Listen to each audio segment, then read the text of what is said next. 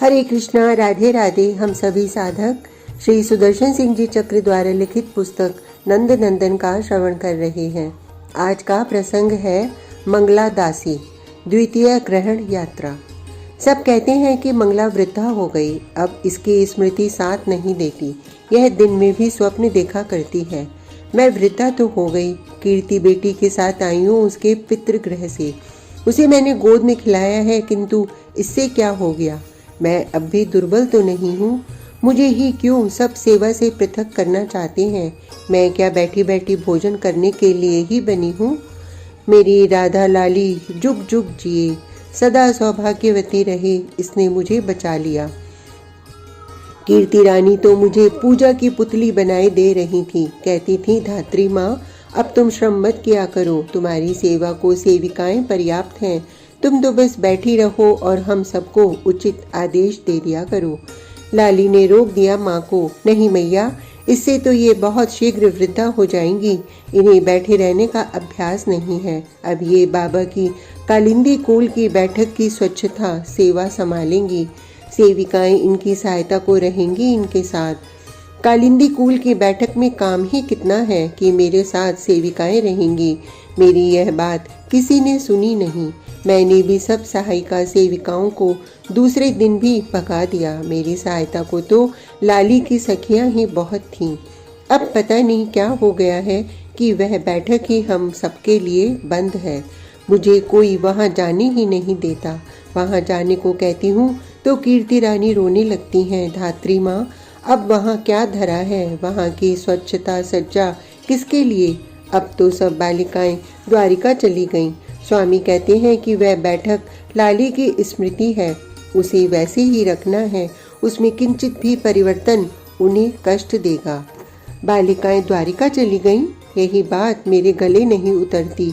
और सब कहते हैं कि मैं दिन में भी स्वप्न देखती हूँ। बालिकाएं सब हैं, सब बैठक में हैं, सबकी सब वहीं रात को भी रहती हैं। मेरी इस बात पर ये लोग विश्वास क्यों नहीं करते? बैठक में जाकर देख लेने से ही तो काम चल सकता है। नंदलाल बहुत नटखट है। पहले भी वह मथुरा जाने का बहाना बनाकर हमारी बैठक में बस गया था।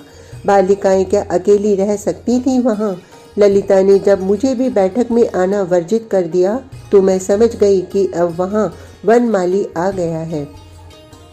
लड़कियों को मुझ बूढ़ी के सामने संकोच होगा। मैं यहाँ कीर्ति रानी के समीप रहने लगी, तब भी मेरी बात कोई नहीं सुनता था। मैं अब वन में नहीं जा सकती। पनघट तो दूर, गोष्ठ में भी मुझे जाने नहीं देता। भवन में ही रहती हूँ। बाहर निकलने लगूं तो पता नहीं कितनी दासियाँ दौड़ेंगी। कीर्ति रानी स्वयं आ जाएंगी। धात्री माँ, तुम कहाँ जा रही हो? क्या काम है? अपनी सेवा सूचित करने में संकोच क्यों करती हो? इन सबके संकोच ने मुझे बंदनी बना दिया। किंतु तब प्रातः सायं गोचारण को जाते और लौटते नंदराय के लाडले की वंशी ध्वनि मैं वृद्धा सुन लेती थी। दूसरे क्या बधिर हो गए थे? उसके जैसी वेणु भी कोई बजा सकता है? अरे, सखाओं को उसने समझा रखा होगा। हमारी उस बैठक से गोचारण को चला जाता होगा और वहीं लौट आता होगा। नंद भवन में किसी से रूठा होगा उन दिनों। बालिकाएं उसी के लिए तो बैठक में ही रहने लगी थीं। मेरी लाली राधा क्या यात्रा करने योग्य है? वह छुई मुई सी सुकुमार भोली बालिका छकड़ों पर कहाँ चल सकती है? सब मेरा ही उपहास करते हैं जब मैं कहती हूँ कि वह अपनी सब सखियों के साथ बैठक में है। वह तो बहुत दिनों से बैठक में ही रहती है, भवन में तो आती नहीं। ब्रज से बाहर वह भला क्या जाएगी? वृंदावन भी पूरा नहीं देखा होगा उसने। वह दिन में अंधकार करके तारे दिखला देने वाला सूर्य ग्रहण लगा था। नंदराय गोपों को लेकर कुरुक्षेत्र चले गए स्नान करने। संभव है कृष्णचंद्र भी गया हो, क्योंकि हमारे यहाँ के भी सब बालक साथ गए थे। मैंने उन दिनों उसकी वंशी ध्वनि नहीं सुनी। किंतु बालिकाएं, राम का नाम लो, ये ब्रज से बाहर कहाँ जा सकती हैं? सब उस विशाल बैठक में ही रही होंगी। वहाँ इनके लिए सब सुविधा तो है ही।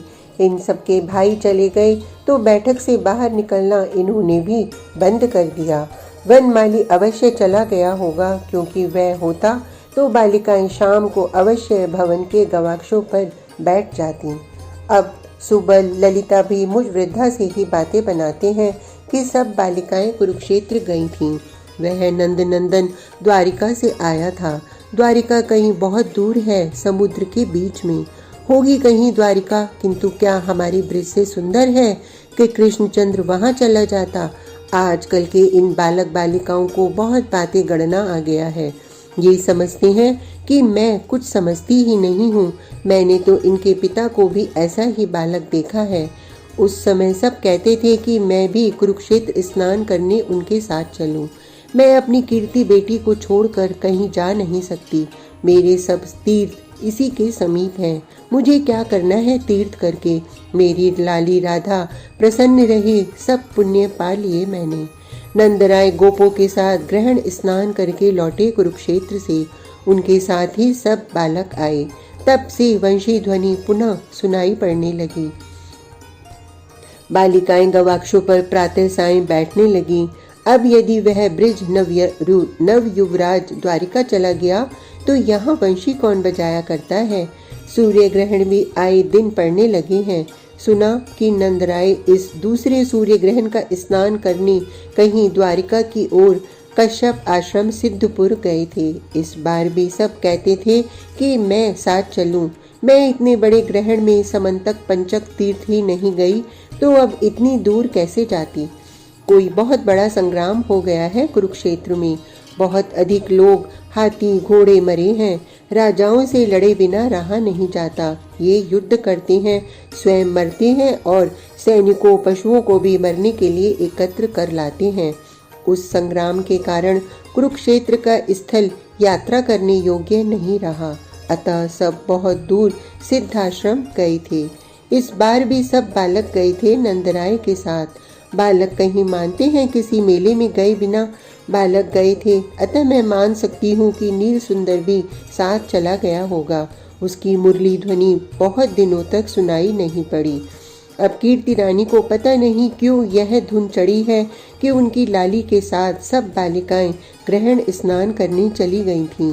सब वहीं से द्वारिका चली गईं। वहाँ कहीं समीप ही उनके लिए महानगर बनवा दिया कृष्णचंद्र ने और सब वहीं बस गई हैं। श्री कृष्णचंद्र सचमुच द्वारिका चला गया होता तो बालिकाओं को वहां विदा कर देना उचित ही था। लड़की अपने पति गृह में ही सुखी होती है। माता पिता को, स्वजनों को कितना भी कष्ट हो, कन्या को विदा तो करना ही पड़ता है। ऐसा अवसर आता तो मैं कीर्ति रानी से, बृषभानु कुमार से स्वयं कहती, अपनी राधा लाली को स्वयं सजाती विदा करने को। किंतु उसकी सगाई नंद नंदन से इसलिए तो नहीं की गई थी कि उसे काले कोस दूर भेजना पड़े, जहां उसको देखना भी दुर्लभ हो जाए। हम सब ने लाली का समीप रहना सोचकर सगाई की और भगवान नारायण ने हमें दुगना दिया। नंदराय ही आकर हमारी बैठक में बस गया। अब हमारी लाली और उसकी सखियां कहीं दूर क्यों जाएंगी। मैं इतना स्वीकार कर सकती हूँ कि ग्रहण स्नान करने ब्रिजराज के साथ उनका कुमार भी चला गया होगा सिद्धाश्रम, क्योंकि उसके सब सखा चले गए थे। उन दिनों गोप गोपियां सब अत्यंत व्याकुल थे। भवन के द्वार से मैंने कंकाल प्राय गायों को देखा था। कपियों ने भवनों में आना बंद कर दिया था। मयूर मन मारे बैठे रहते थे। बालिकाएं, मेरी लाली राधा भी सखियों के साथ वनमाली के संग ग्रहण स्नान करने चली गई थी। यह बात मेरे गले नहीं उतरती। वह यात्रा करने योग्य ही नहीं है। अवश्य वे सब बहुत उदास, बहुत व्याकुल रही होंगी उन दिनों। बैठक से बाहर इसी से उनमें से कोई नहीं आई। अब तो नंदराय गोपों के साथ लौट आए हैं। हमारे बालक आ गए हैं। मुझे वंशी ध्वनि प्रातः सायं सुनाई पड़ने लगी है। बालिकाएं अवश्य पता नहीं क्यों गवाक्षों पर बैठने नहीं आती। वे इस बार बैठक से ही नहीं निकलती। मेरी लाली बहुत मानिनी है। कहीं मयूर मुक्ति से मान किए तो नहीं बैठी है।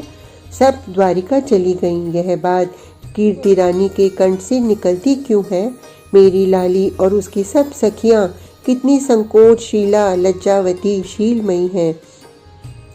कृष्णचंद्र सचमुच द्वारिका भी जा बसे होते तो क्या बाबा के लिए विदा किए बिना मेरी राधा को बाहर ही बाहर साथ ले जाने में समर्थ हो सकते थे।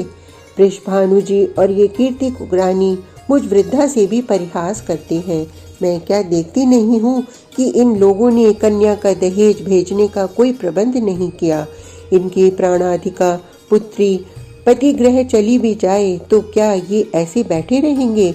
ये उसके लिए कुछ भेजेंगे नहीं। और सुबल श्रीराम क्या बहन को सिद्धाश्रम से विदा करके स्वयं नंदराय के साथ सीधे यहाँ चले आने वाले हैं? ये दोनों गए होते उसके साथ द्वारिका तो क्या संसार के छोर तक जाना होता तो भी साथ गए होते। बहन को छोड़कर तो ये आने वाले नहीं थे। ये उसे विदा कराकर साथ लेकर आते। सबने मिलकर पता नहीं क्या सोचा है कि मुझे बैठक में जाने ही नहीं देते। मैं नित्य नंदलाल की मुरली ध्वनि सुनती हूँ। वह बैठक में रहते हैं, अतः वहाँ मेरे जाने से बालिकाओं को बहुत संकोच होगा। मैं बिना बुलाए वहाँ जा नहीं सकती। मुझसे ये गोप गोपियाँ सेविकाएं और कीर्ति रानी भी परिहास करती हैं। मैं इसे भली प्रकार समझती हूँ। कालिंदी किनारे की बैठक दूर है। अब लाली ने उसे अपना अंतःपुर बना लिया है। कदली कुंज से घिरी वह बैठक है तो सुंदर सुरम्य स्थान। वनमाली भी उसी में बस गया है।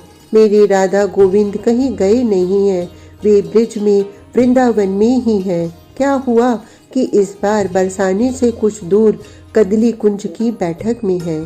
अभी कृष्णचंद्र की वर्षगांठ आने वाली है। मेरी लाली की भी वर्षगांठ आएगी। उन दिनों दोनों भवन में आएंगे। यहाँ न भी आए उन दिनों तो मुझ वृद्धा को आशीर्वाद देने जाने से कोई तब कैसे रोकेगा। दोनों सुखी रहें, सानंद रहें, सुप्रसन्न रहें। आज का प्रसंग इतना ही। कल तक के लिए हरे कृष्णा, राधे राधे।